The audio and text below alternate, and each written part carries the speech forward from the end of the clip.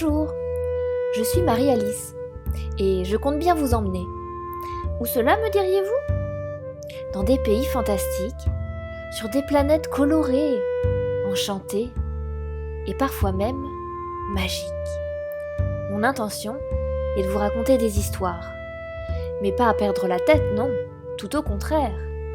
Mais des histoires pour imaginer, voyager et surtout vous évader. Alors c'est parti, je vous emmène.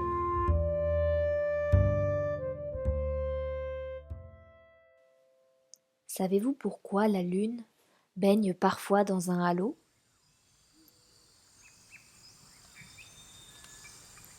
Avec son bec long et mince et ses pattes encore plus longues, l'ibis pourrait presque passer pour un joli oiseau. Seulement voilà, son avarice était sans borne. Et le plus grand avare de tous était l'ibis Mourégou. Un jour, la lune Balou était venue le voir.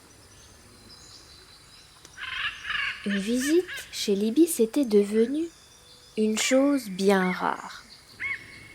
Ladre, comme il était, il avait laissé choir peu à peu tous ses amis et finit bientôt par devenir un maussade solitaire.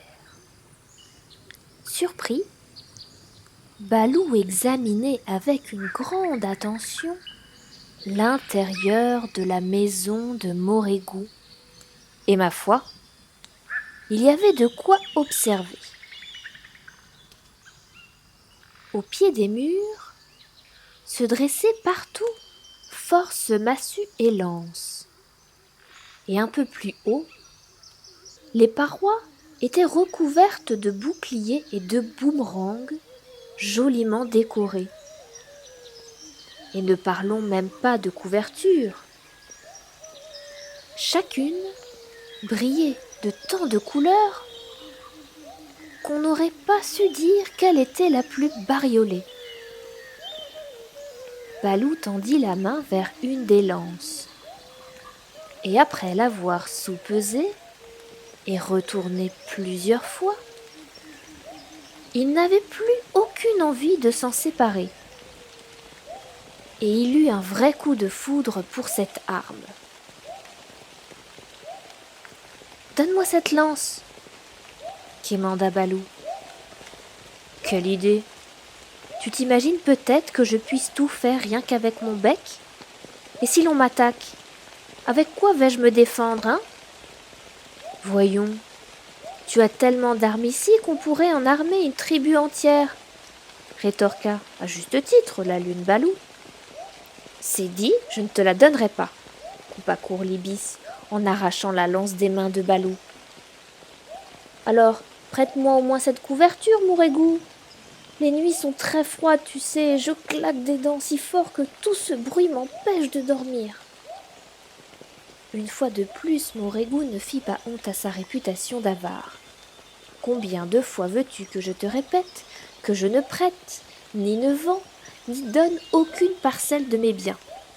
Plutôt que de m'importuner plus longtemps avec tes supplications, occupe-toi de tes affaires. Le visage assombri, Balou s'en alla. Pour se protéger un peu du froid, il se construisit avec de l'écorce une petite hutte circulaire. Mais il ne pouvait pas pardonner à l'ibis Mourégou son avarice. À peine s'était-il installé commodément dans la cabane qu'il se mit à pleuvoir.